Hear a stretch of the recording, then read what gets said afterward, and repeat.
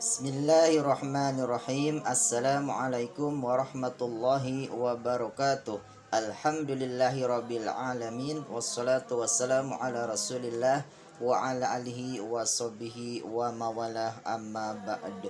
Ya, bagaimana kabarnya anak-anakku yang dirahmati Allah subhanahu wa ta'ala? Mudah-mudahan kalian dan keluarga senantiasa berada dalam lindungan Allah subhanahu wa ta'ala. Amin ya rabbal alamin. Ya, baiklah anak-anakku yang dirahmati Allah subhanahu wa ta'ala, kita berjumpa kembali di mata pelajaran tematik kelas 4. Ya, kita membahas di tema yang ke-8, yaitu tentang daerah tempat tinggalku. Sekarang kita sudah masuk ke subtema yang kedua, yaitu tentang keunikan daerah tempat tinggalku. Dan sekarang kita akan membahas di pembelajaran yang kedua. Ya, namun sebelum kita masuk ke materi yang lebih jauh, alangkah baiknya mari kita sama-sama berdoa kepada Allah subhanahu wa ta'ala. Rabbi zidni ilman nafi'an warzuqni fahman wasi'an. Ya Allah, tambahkanlah ilmu yang bermanfaat untukku dan luaskanlah pemahamanku. Amin ya rabbal alamin.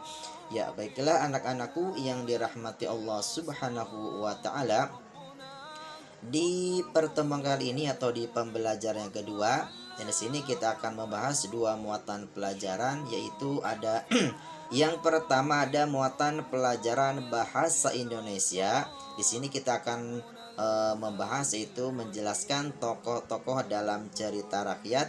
Kemudian yang kedua ada muatan pelajaran IPA, yaitu kita akan menjelaskan hubungan gaya dengan gerak pada peristiwa di lingkungan sekitar.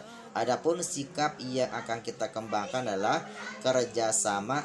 Yang pertama itu kerjasama, dan yang kedua adalah tanggung jawab. Ya, baiklah, untuk mengefektifkan waktu, mari kita sama-sama bahas satu persatu. Ya, baiklah anak-anakku yang dirahmati Allah subhanahu wa ta'ala.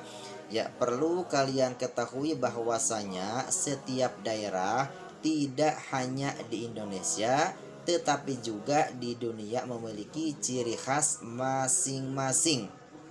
Ya, ciri khas tersebut tentunya amatlah unik dan belum tentu dimiliki oleh daerah lainnya.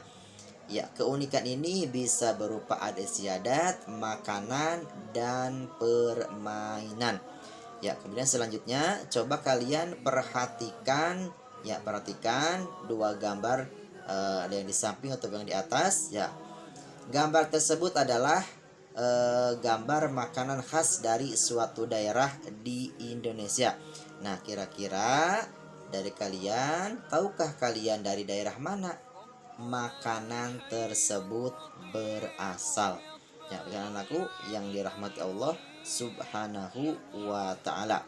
Nah, sekarang ya seperti yang telah disebutkan di atas, bahwasanya keragaman atau keunikan tidak hanya berupa makanan, adat istiadat ataupun berupa permainan, tapi keunikan atau ciri khas berupa cerita nih, cerita atau dongeng, cerita daerah. Nah, di sini ada bacaan atau sebuah teks yang berjudul Batu Menangis. Ya, kalian bisa membacanya di buku cetak kalian, yaitu ada di halaman 45 dan 46.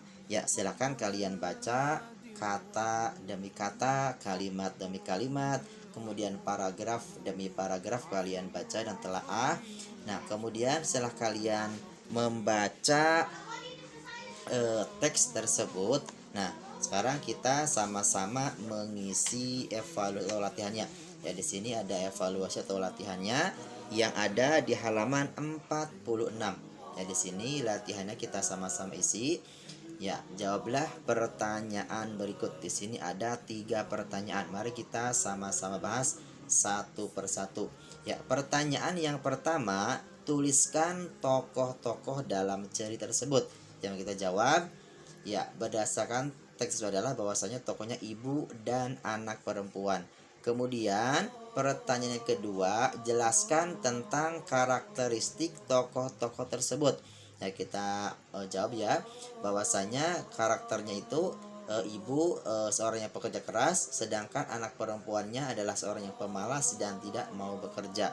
Kemudian pertanyaan yang ketiga atau yang terakhir, apakah pesan moral yang terdapat dalam dongeng tersebut? Itu bahwasanya pesan yang dapat kita ambil adalah dalam keadaan apapun kita harus berbakti kepada kedua orang tua, terutama ibu, dan kita tidak boleh durhaka kepada ibu atau membuat ibu kita menangis, ya, sebagaimana ketika Rasulullah SAW ditanya oleh seorang sahabat, siapakah yang harus kita dahulukan perintahnya? Yang pertama adalah, kemudian Rasul menjawab, ibumu, ibumu baru bapakmu. Jadi begitu besar perhatian Rasul kepada seorang ibu. Ya, anak-anakku yang dirahmati Allah Subhanahu wa taala, itulah beberapa jawaban dari pertanyaan berdasarkan teks, ya. Baiklah anak-anakku yang dirahmati Allah Subhanahu wa taala, sekarang kita akan menjelaskan hubungan gaya dengan gerak pada peristiwa di lingkungan sekitar. Nah, perhatikan di sini. Jika kalian mau berkunjung ke Kalimantan Barat, ya jangan pernah lewatkan untuk mengunjungi Tugu Khatulistiwa yang terdapat di provinsi tersebut. Ya, Tugu Khatulistiwa merupakan salah satu ikon wisata kota Pontianak, Kalimantan Barat, dan kerap kali dikunjungi para wisatawan. Ya, perlu kita ketahui bahwasanya ada 12 negara di dunia yang dilintasi garis khatulistiwa. Akan tetapi hanya ada satu kota yang persis memisahkan belahan bumi utara dan selatan, yaitu Pontianak. Ya, dan perlu kalian ketahui juga bahwasanya Kalimantan Barat juga dilintasi oleh Sungai Kapuas yang merupakan sungai terpanjang di Indonesia. Ya, Sungai Kapuas digunakan oleh masyarakat sekitar sebagai sumber mata pencaharian. Ya, warga di sekitar Sungai Kapuas banyak yang bekerja sebagai nelayan. Tetapi tak jarang juga kita melihat, ya, para nelayan saling membantu nelayan lainnya untuk mendorong perahunya ke air. Nah, dari pembahasan di atasnya, di sini kita akan melanjutkan, yaitu kita akan menjelaskan, ya, masih membahas tentang menjelaskan hubungan gaya dengan gerak pada peristiwa di lingkungan sekitar. Ya, di sini kita akan menjelaskan, di sini ada sebuah tabel, yaitu pengaruh gaya terhadap suatu benda. Kira-kira apa saja pengaruhnya gaya tersebut terhadap suatu benda? Ya, di sini kita akan bahas satu persatu. Yang pertama, bahwasanya gaya bisa menyebabkan benda diam menjadi bergerak. Ya, kira-kira apa contohnya? Yaitu ketika kita mendorong mobil. Ya, mobil artinya diam bisa bergerak, atau juga seperti di gambar, yaitu seorang bapak yang sedang mendorong perahu. Kemudian yang kedua, yaitu bahwasanya gaya juga menyebabkan benda yang bergerak menjadi diam. Apa contohnya? Yaitu ketika kita mengerem, ya, ketika mengerem mobil, mengerem motor, atau mengerem sepeda yang tadinya bergerak menjadi diam. Kemudian yang ketiga, bahwasanya gaya juga menyebabkan benda bisa berubah arah. Apa contohnya? Yaitu ketika kita membelokkan setir mobil atau setir motor itu ke mana? Ke kanan dan ke kiri. Kemudian yang keempat, bahwasanya gaya juga bisa menyebabkan gaya yang bergerak lebih cepat. Apa contohnya? Yaitu ketika kita mengegas mobil, ya, mengegas mobil atau motor, yaitu bisa menyebabkan benda bergerak lebih cepat. Kemudian yang kelima, bahwasanya gaya juga bisa menyebabkan gaya mengubah bentuk. Apa contohnya? Yaitu contohnya ketika ada kendaraan ataupun contoh mobil yang tabrakan, ya, apa itu menabrak pohon atau menabrak yang lain, kemudian penyok, maka akan berubah bentuk, ya. Berubah bentuknya mobil yang penyok itu namanya berubah bentuk, ya, kan akibat ada gaya, ya, gaya dorong. Nah, itulah beberapa pengaruh gaya terhadap suatu benda. Ya, anak-anakku yang dirahmati Allah Subhanahu wa taala. Nah, sekarang coba kalian perhatikan gambar berikut, ya, dengan seksama. Apa gaya yang digunakan para nelayan tersebut? Di sini ada beberapa nelayan yang sedang menarik perahu dari laut, ya, atau dari air menuju ke darat. yaitu bahwasanya dari gambar tersebut dapat kita simpulkan macam gayanya adalah yaitu gaya tarik. Ya, kemudian kira-kira apa pengaruh gaya terhadap perahu tersebut? Yaitu bahwasanya gaya tersebut menyebabkan benda yang dia menjadi bergerak. Kemudian yang ketiga, kira-kira pengaruh gaya terhadap arah gerak benda, yaitu gaya menyebabkan benda bergerak lebih cepat. Itulah gambar yang pertama. Kemudian coba kalian juga perhatikan di sini di gambar yang kedua. Ya, di sini gambar yang kedua yaitu ada seorang bapak yang sedang mendorong perahunya menuju ke arah lautan.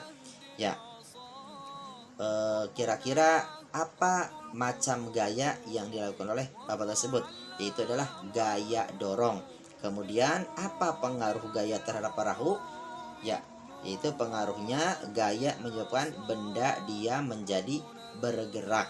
Kemudian pengaruh gaya terhadap arah benda tersebut, yaitu gaya menyebabkan benda bergerak lebih cepat. Itulah beberapa pengaruh gaya terhadap suatu benda. Nah, sekarang waktunya kita mengerjakan latihan atau evaluasi. Ya, kalian bisa melihatnya ya di buku cetak kalian ada di halaman 50.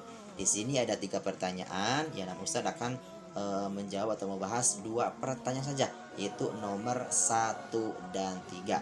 Untuk nomor 2 nggak usah disiap. Ya, di sini kita akan coba jawab pertanyaan nomor 1. Bacalah penggalan cerita berikut. Nah, pertanyaannya setelah kalian membaca penggalan cerita di atas, kemudian pertanyaannya siapakah tokoh utama dan tokoh tambahan dalam dongeng tersebut? Ya, mari kita sama jawab. Itu tokoh utamanya Joko Kendil, kemudian tokoh tambahan yaitu Putri Raja, Sang Raja, dan kakek-kakek tua. Kemudian pertanyaan yang ketiga. Ya, kita uji pertanyaan ketiga. Jelaskan 5 pengaruh gaya terhadap benda beserta contohnya masing-masing. Yang tadi kita sudah bahas ya. Kita sudah bahas pengaruh gaya terhadap benda beserta contohnya. Kita akan coba di sini jawab. Yang pertama adalah bahwasanya gaya menyebabkan benda diam menjadi bergerak. Contohnya tadi ya, ketika kita mendorong mobil. Kemudian yang kedua, gaya menyebabkan benda bergerak menjadi diam, yaitu contohnya ketika mengerem mobil atau motor. Kemudian yang ketiga, gaya menyebabkan benda berubah arah, contohnya ketika kita memutar setir mobil ke kanan dan ke kiri. Kemudian yang keempat, gaya menyebabkan benda bergerak lebih cepat, contohnya ketika mengegas mobil. Dan yang kelima, gaya mengubah bentuk benda, contohnya mobil yang penyok itu akibat terjadinya tabrakan. Itulah 2 pertanyaan dari latihan yang ada di halaman 50. Ya, baiklah anakku yang dirahmati Allah Subhanahu wa taala. Ya, mungkin itu saja yang dapat sampaikan di pertemuan kali ini.